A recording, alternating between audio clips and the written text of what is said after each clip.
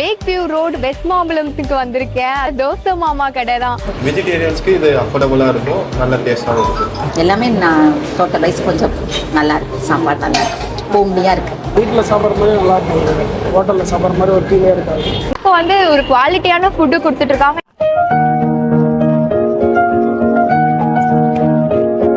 மக்களே, welcome back to our channel. நான் கிருத்திகா. இன்னைக்கு வந்து ஒரு கல்யாண விருந்து சாப்பிடலான்னு வந்திருக்கோம். கல்யாண விருந்துன்னோடனே நான் கல்யாணத்துக்கு வந்திருப்பேன்னு நினைக்காதீங்க. ஒரு ரெஸ்டாரண்ட் ஸ்டைலில் ஒரு கடைக்கு தான் நம்ம வந்திருக்கோம். என்னடா இது ரெஸ்டாரண்ட்டுக்கு போயிட்டா ஒரு ரோட் சைட்லேருந்து அப்படின்னு யோசிக்கலாம். இவருமே வந்து ஒரு ஸ்ட்ரீட் ஃபுட்டில் ஆரம்பித்து இவ்வளோ பெரிய கடையை ஆரம்பிச்சிருக்காங்க.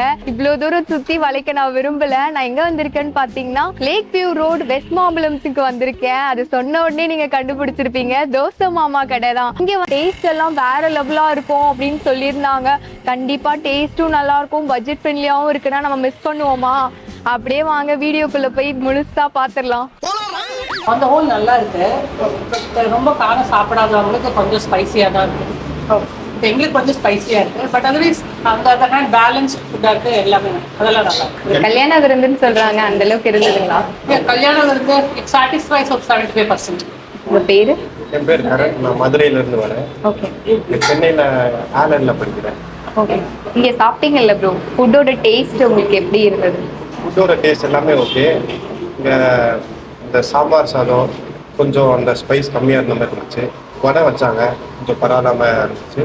மற்றபடி கூட்டு பொரியல்லாம் சூப்பர், ஓகேவா எல்லாமே ஹோம் ஃபுட் மாதிரி இருந்துச்சு. வெஜிடேரியன்ஸ்க்கு இது அஃபோர்டபுளாக இருக்கும், நல்ல டேஸ்டாகவும் இருக்குது. இங்கே மதுரைன்னு சொல்கிறீங்க, அங்கேக்கும் இங்கேக்கும் டேஸ்ட் எப்படி இருக்குது? சென்னை ஃபுட்டு அப்படின்னும் போதே ஒரு இந்த ஸ்டைல் வேறு மாதிரி இருக்கும். அந்த பக்கம் மதுரை ஸ்டைல்னா எல்லாமே வந்து ஆத்தென்டிக்காக இருக்கும். அதுக்கும் இங்கேக்கும் நீங்கள் என்ன ஃபீல் பண்ணுறீங்க? மதுரை சைடில் ரொம்ப கொஞ்சம் ஸ்பைஸியாக நிறைய சாப்பிடுவோம். அங்கே சாப்பிட்டு பழகினா இங்கே ஸ்பைஸ் கொஞ்சம் கம்மியாக இருக்க மாதிரி, சாம்பாரில் ரசத்தில் கம்மியாக இருக்க மாதிரி இருந்துச்சு. மற்றபடி பாயாசம் இருந்துச்சு, பாயாசம் பரவாயில்ல, பால் பாயாசம் நல்லா தான் இருந்துச்சு. ஓவரால் ஓகே, ஒரு அவுட் ஆஃப் 5 4 கொடுக்கலாம். பேரு?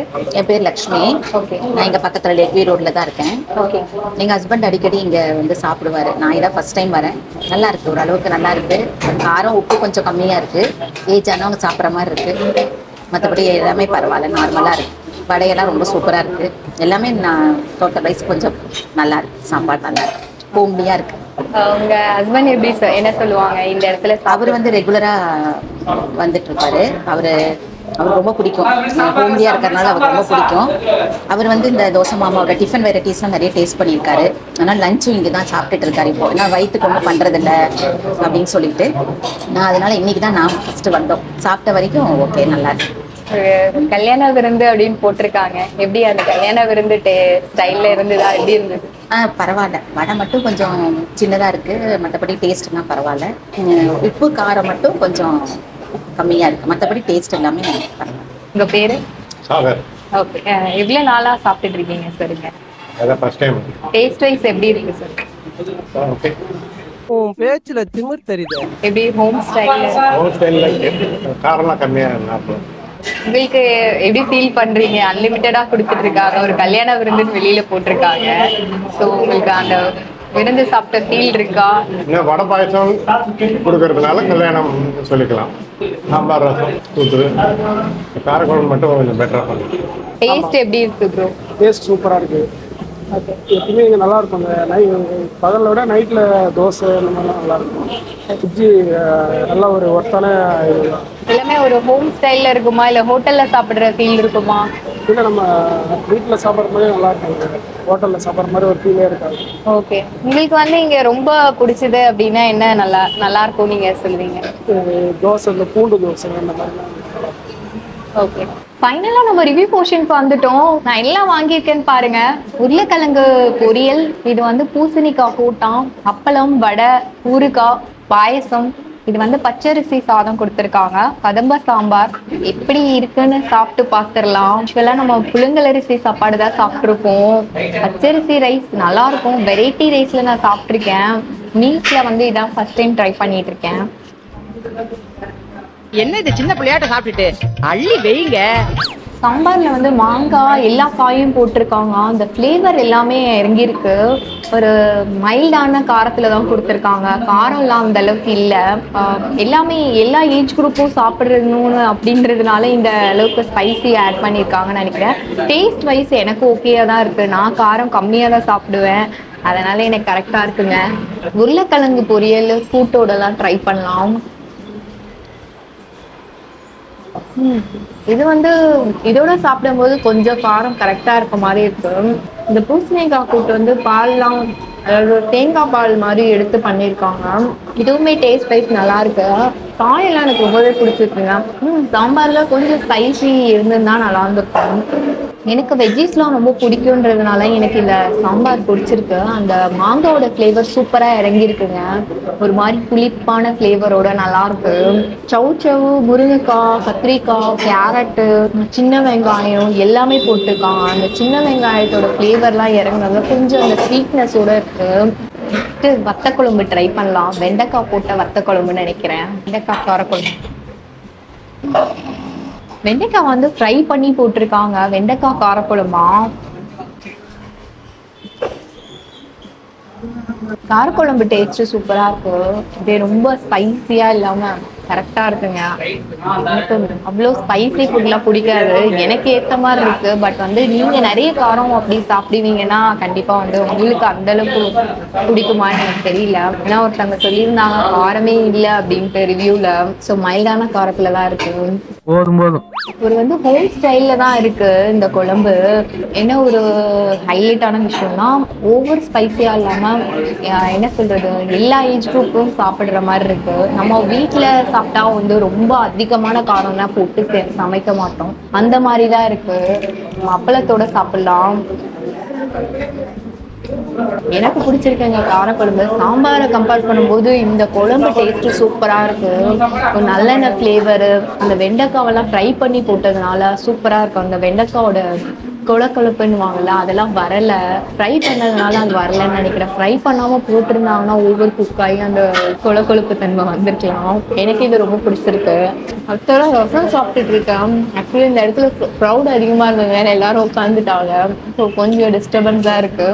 ரசம் வந்து நல்லா இருக்கு. பருப்பு ரசம் கொஞ்சம் வந்து சால்ட் கம்மியா இருக்க மாதிரி இருக்கு. மற்றபடி எல்லாமே சூப்பரா இருக்கு.